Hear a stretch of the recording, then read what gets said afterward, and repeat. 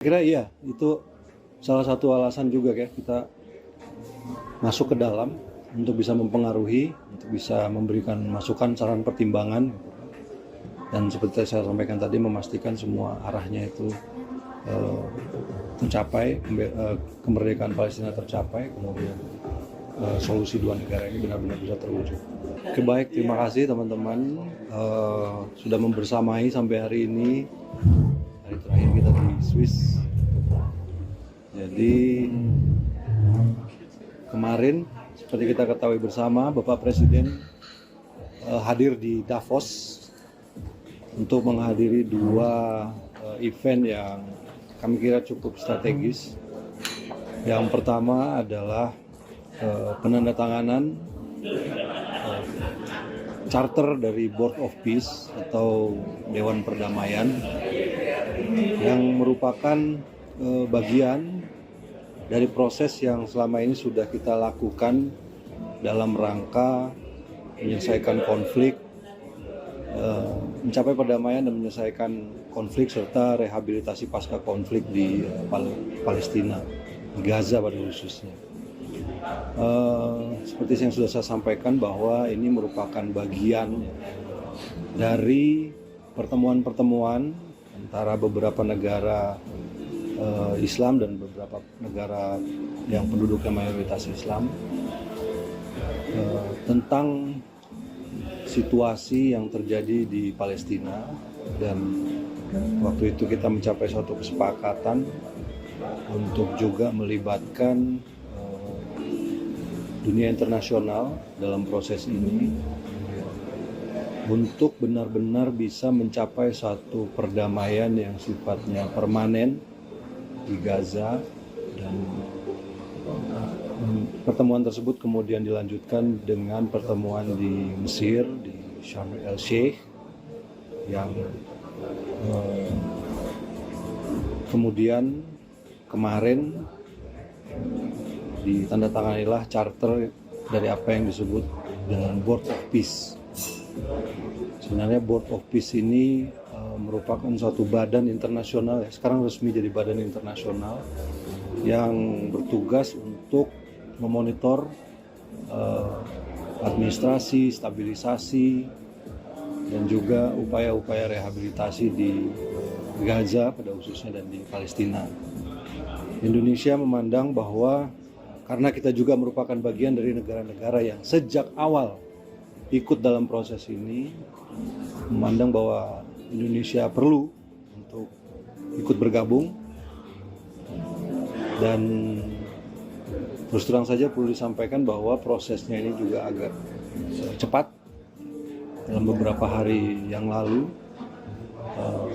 penandatanganan piagam ini dilakukan dan Bapak Presiden memutuskan Indonesia untuk bergabung dengan berbagai pertimbangan. Yang pertama, tentu saja kita sejak awal merupakan negara yang peduli pada perdamaian, pada stabilitas internasional, dan khususnya pada situasi yang terjadi di Palestina. Karena Board of Peace ini merupakan bagian dari upaya untuk mencapai perdamaian tersebut, maka kita harus ada di dalamnya. Dan ini juga kita lakukan konsultasi dengan negara-negara yang kita sebut dengan Group of New York.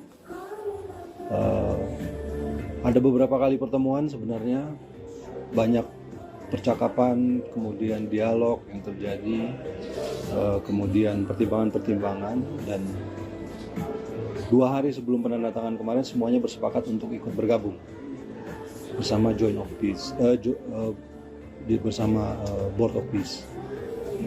Negara-negara tersebut antara lain adalah Saudi Arabia, kemudian Persatuan Emirat Arab, Qatar, kemudian Jordan, Turki, Pakistan, dan Indonesia tentu saja. Mesir juga ada di situ. Jadi semuanya bersepakat.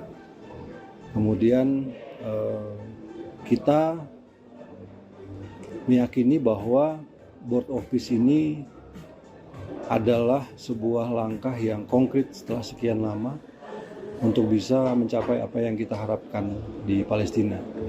Tentu saja kehadiran semua negara-negara ini di dalam Board of Peace tersebut untuk bisa terus mengawal, kemudian memastikan bahwa upaya yang dilakukan oleh Board of Peace ini tetap berorientasi pada kemerdekaan Palestina dan tercapainya solusi dua negara. Dan karena ada pertanyaan, saya juga harus jawab. Apakah ini akan menggantikan PBB? Tentu saja tidak. Kemarin juga disampaikan bahwa badan ini tidak ditujukan untuk menggantikan PBB.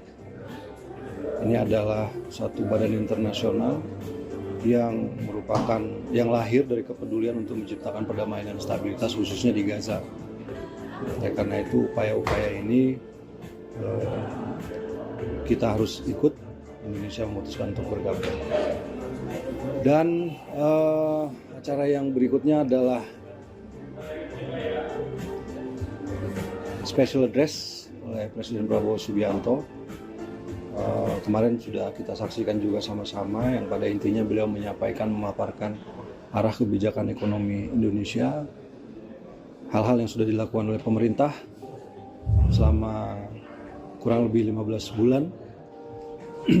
Disampaikan bahwa upaya-upaya yang kita lakukan meliputi reformasi struktural, kemudian perbaikan-perbaikan governance, termasuk penertiban hal-hal yang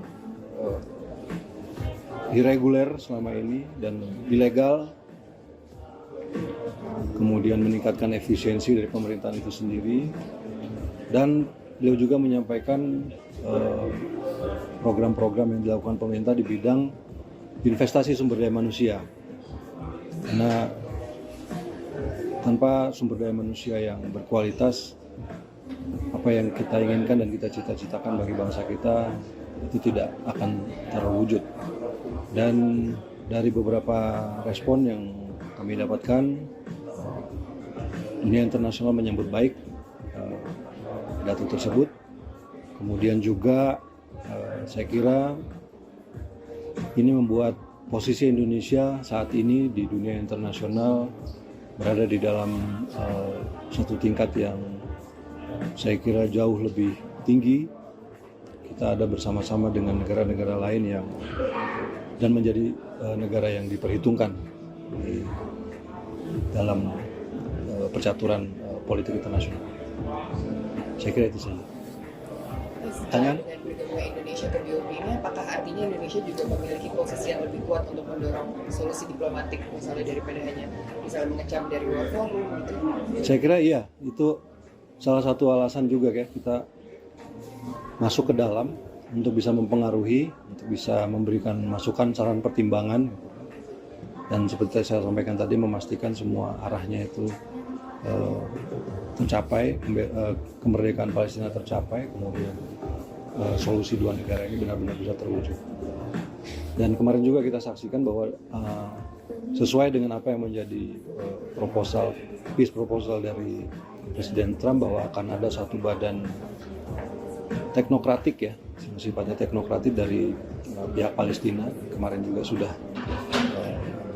disampaikan juga, sudah ada.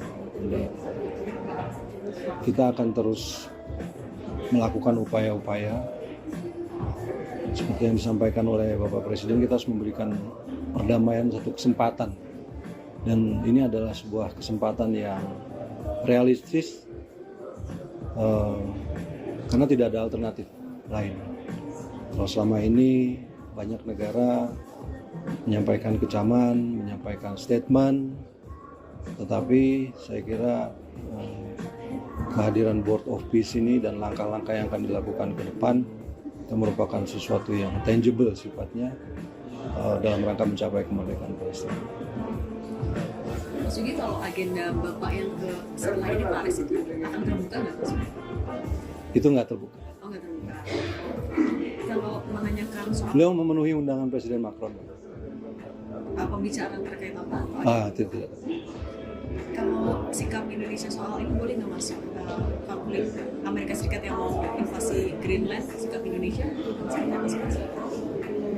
Intinya kita ada dalam posisi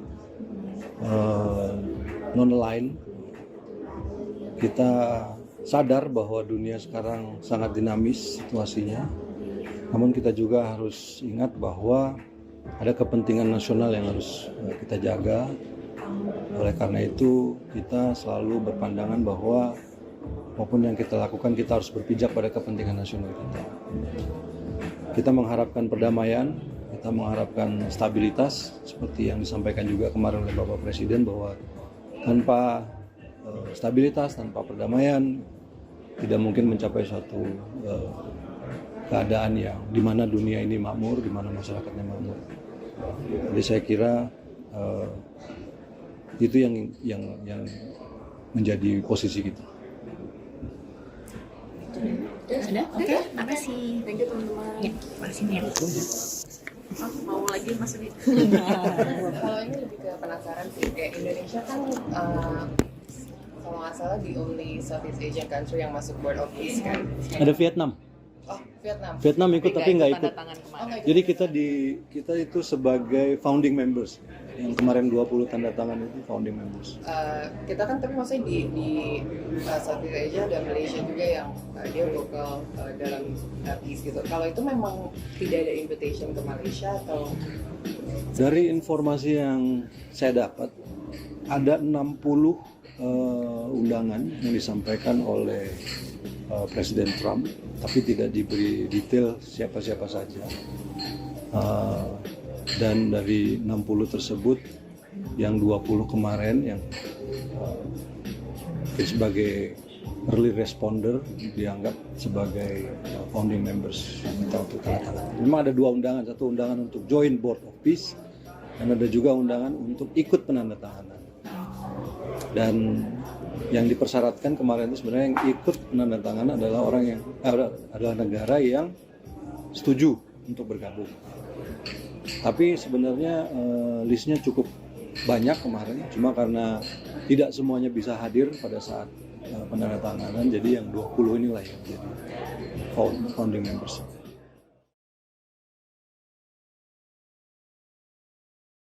Subscribe, share, like, and comment. Subscribe, share, like, and comment. Subscribe, share, like, and comment. Subscribe, share, like, and comment. Subscribe, share, like, and comment.